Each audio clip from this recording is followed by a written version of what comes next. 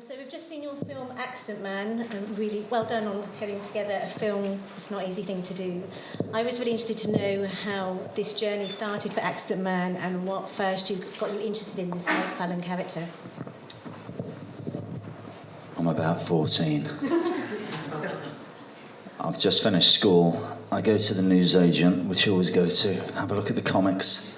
And there it is, Toxic. Oh, what's this? Oh, it's a bit adult and violent. And it had these different strips in there, and one of them was Accident Man.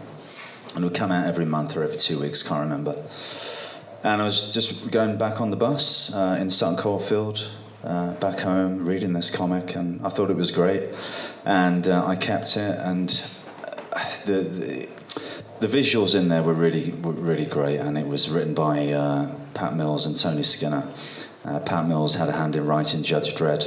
And, it's very British, and I just loved it. And then as the years went on, I always thought, well, that would make a great film. Why doesn't somebody make it? And nobody did.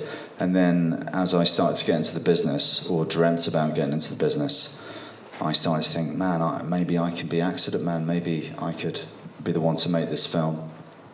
And what I did at first was I would talk to producers about, there's this comic book, Accident Man, you should read it. I think we should make it into a film.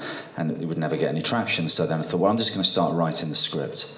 So my mate from school, Stu Small, an aspiring writer at the time, we just started writing it together. I adapted the comic book, literally as it was, just wrote it in screenplay format.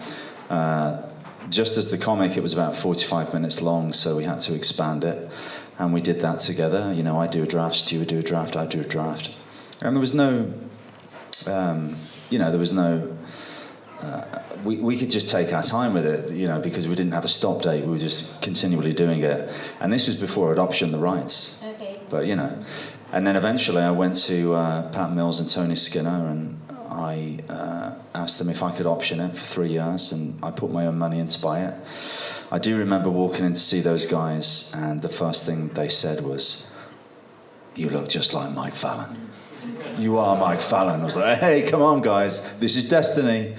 But, yeah, so I optioned it, and then I had 3 years to get the film financed. I put my own money in. But I really wanted to do it, and I wasn't sure if I'd be able to pull it off because I'd never done anything like that before. I'd never produced anything before, never written anything before.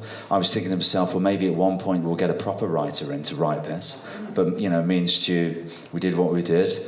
I didn't have money to pay a real writer. But by the time we got it to Sony, they loved it.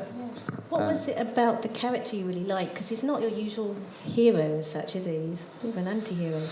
Well, I do like anti-heroes, and you can see that in a lot of the stuff I do. Listen, obviously Boyka was a big success for me. Yeah. And the first time I tried to play a straight-laced American hero, Ninja One, it was all a bit bland, to be honest. Now, I figured it out since. But when I did Ninja One, I was like, I'm not very good at playing these characters. Maybe I better do the edgy anti-heroes a bit more, Boyka. So something like Mike Fallon was perfect. And, look, I just love the comic, and I like anti-heroes. I like to see Logan more than I want to see some of the other superheroes. And Wayne. I'm just going to ask one question. You said that you adapted the script. Did you do much to make it current for today? Like, some of the stuff and the characters you've got in there, they seem quite relevant for today? Well, we had to update it for today. It was a, early 90s comic book. And, times are a bit different. I think it was a little bit very misogynistic.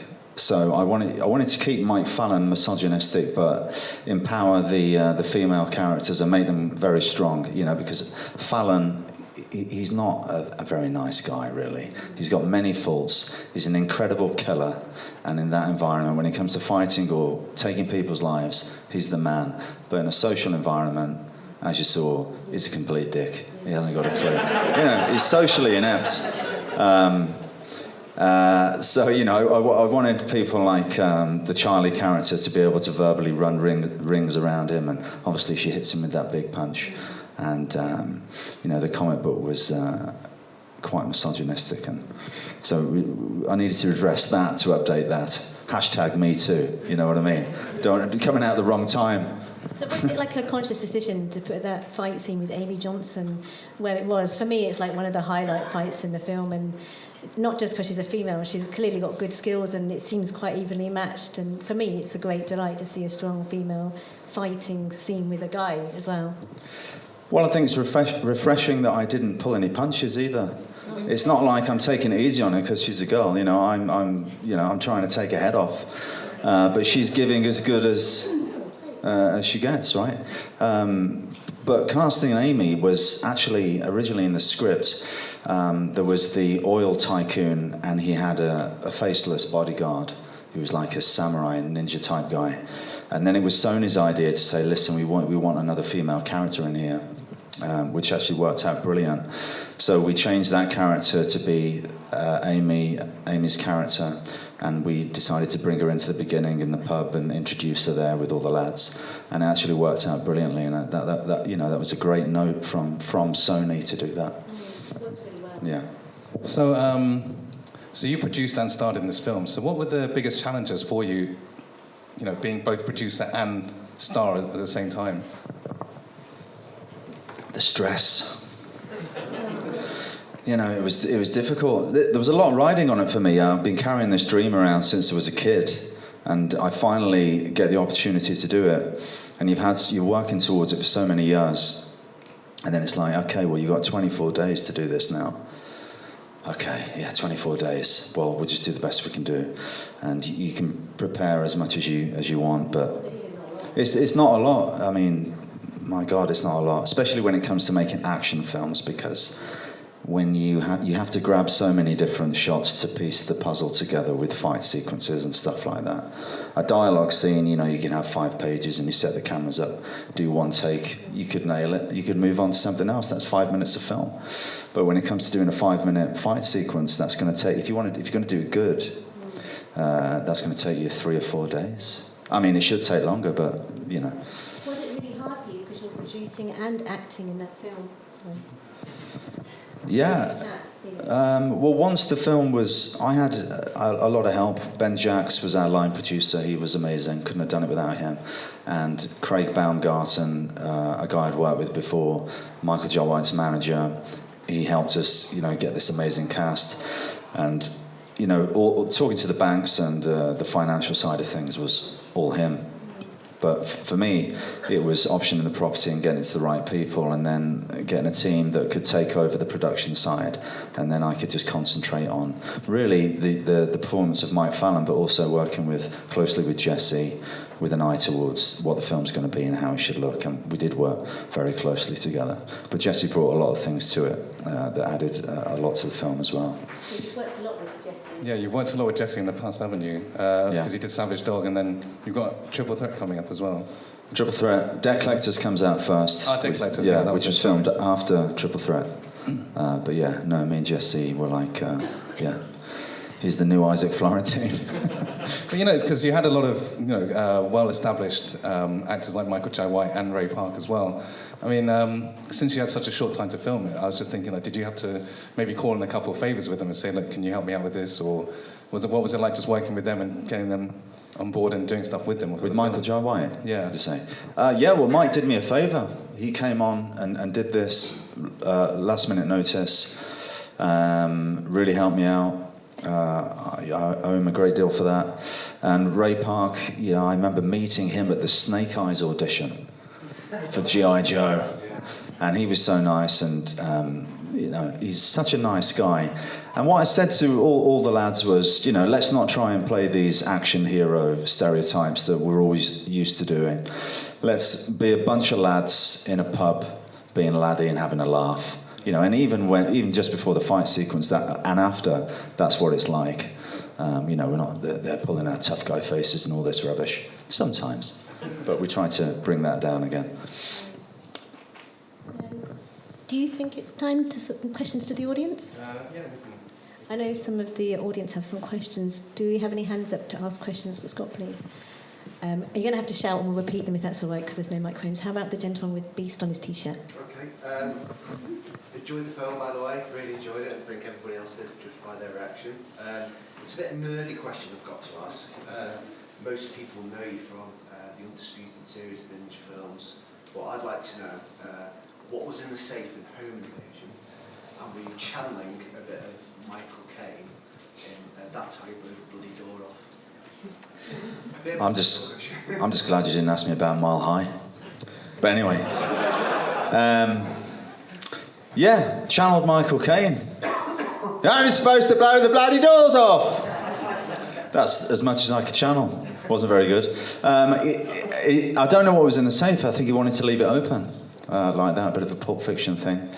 And but he was a big fan of, the director was a big fan of Michael Caine, so he was happy to let me do that. So yeah. What's your opinion of these streaming services at the minute, like Netflix and Sky at the minute? Yeah, look, Netflix is great. I think it's good. I don't think that they should take away from films being released on the theatres. I don't think we should do that. We should let the films come out in the theatres and then they should go to Netflix. Netflix should be like another platform for home video or DVD or something like that. But you know, that's the way it's going, and nothing's going to stop that, right? That's the future.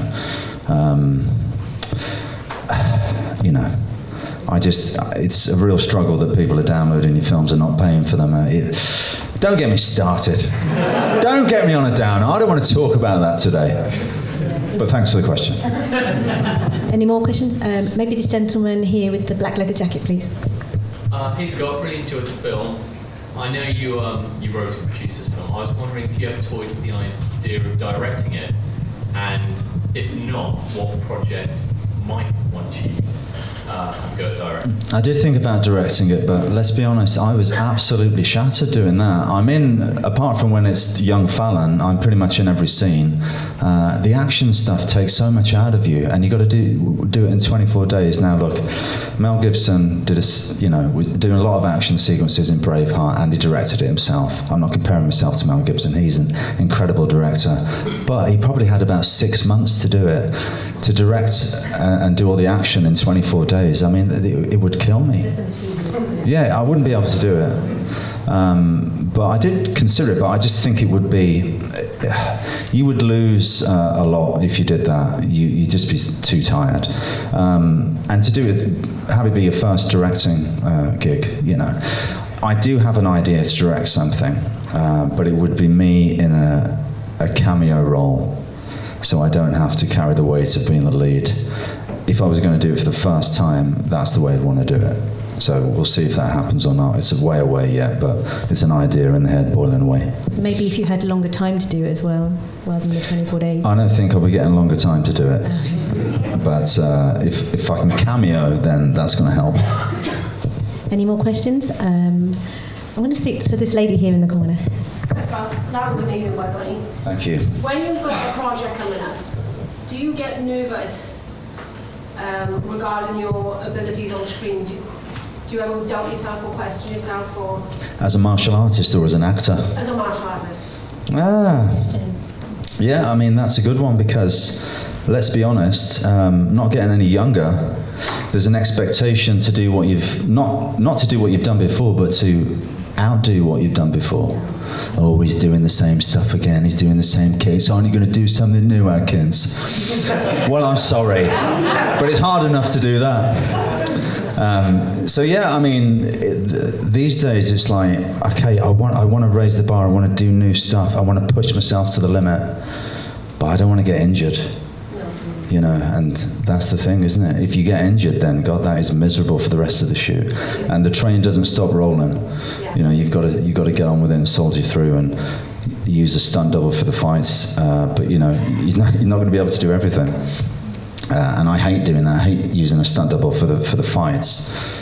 So yeah, that's a good question. It's always in the back of your head. Don't get injured. But come on, let's push forward. Let's do something new. It's difficult. That is an interesting question. Thank you for that. Is there? It makes me think. Like, is there anything that you really want to do that you haven't done yet? Is there like a dream thing that you want to do? That was the dream. There are some other things, but that was the number one.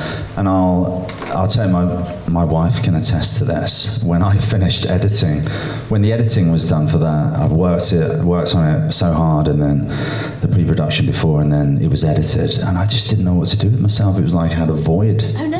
Yeah, I got depressed because I was so much about Accident Man for so long.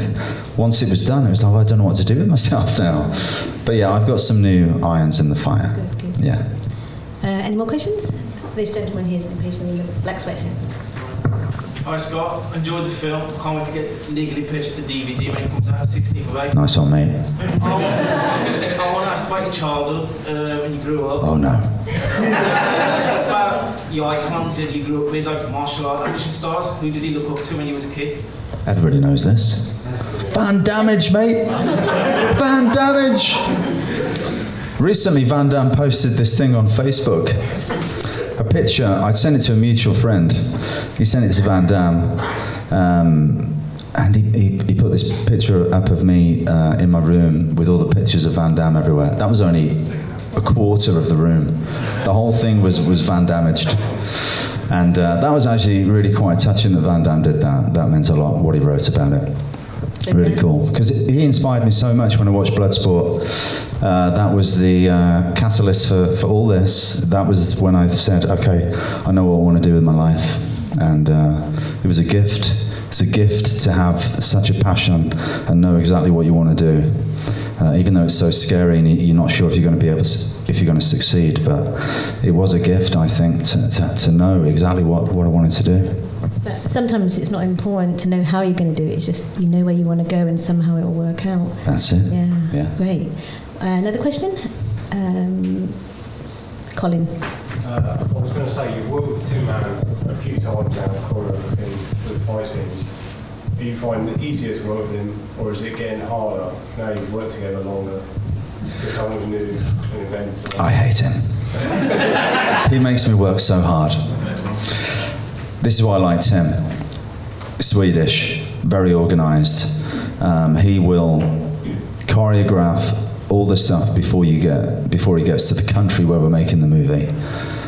So, you know, there's no moaning about, oh, I need these guys and I need more money, I need more time. He's going to do it back in Sweden. He gets it done with his friends because we don't have the time and money to do it. So he arrives with it all ready to go, already prevised.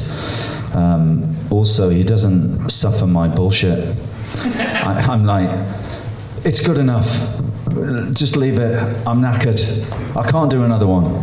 Do it. Do it, Scott. Okay, yeah, you're right. And he pushes me, so we get good stuff. So that's why I love working with Tim. And he's really good at what he does, and he understands how to film it. And I always try and get him in the movies as well. He doesn't like performing anymore, especially if he's behind the camera as well. But it's like, Tim, you got to do it, mate. You got to come and be triad biker. I need to snap your neck. He loved it. Last got on Cyclester, been on the Royal Round Fan Club. Big fan of yours, and after I heard that you've done this film, I want to put the comic book as well. You're just like. Oh, brilliant. Yeah, so you're just like the source character. Oh, thanks. You're, I'm going to go and kill someone tonight. excellent. Yeah. We don't endorse that. So you acted with a lot of, well-known martial artists and veteran actors. Is there anyone else you might want to act with in the future? Anybody help you? Oh, I wouldn't mind having a go at Donnie Yen. Yeah. Come on, Donnie, where are you? Do you want some? Thank you, Scott. Donnie Yen, yeah. Excellent. And another question? This gentleman here.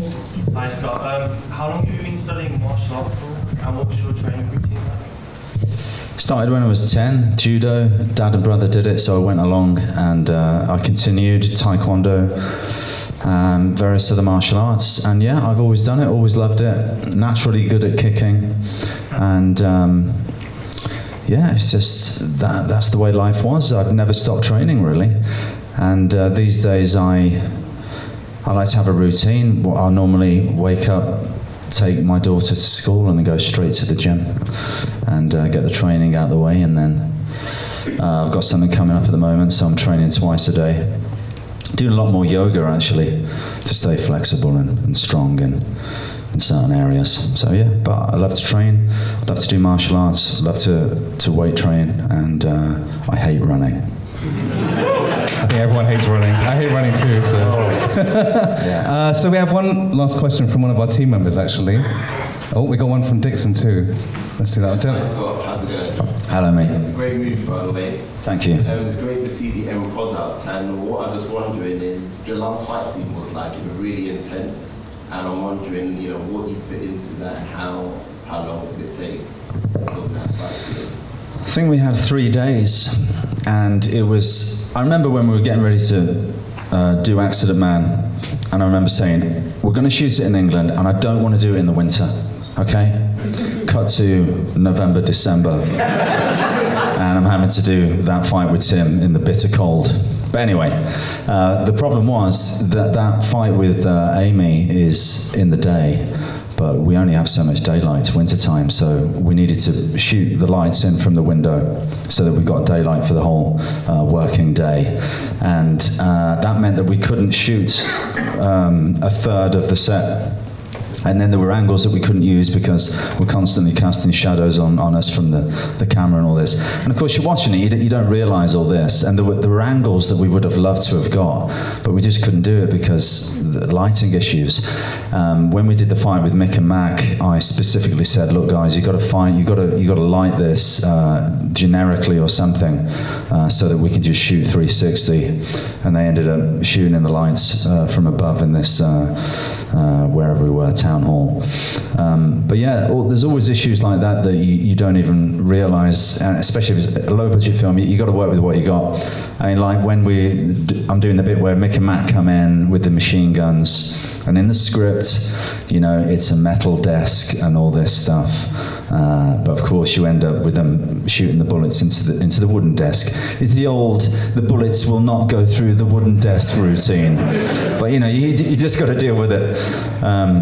But Amy, she is phenomenal. She was the one I wanted for that part. As soon as I knew I was going to do it, so you got to get me someone that can act and fight. I need a stunt woman that's going to be able to keep up with me. I didn't want to sacrifice the fight sequence. Was it easy to get her on board?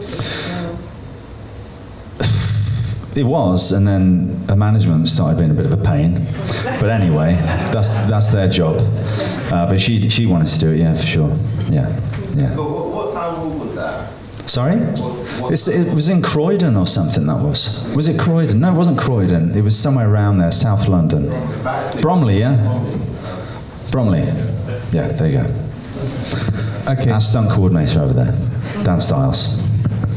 So one last one from our team. Will wanted to know how you got cast for Accidental Spy and what it was like working with Jackie. So.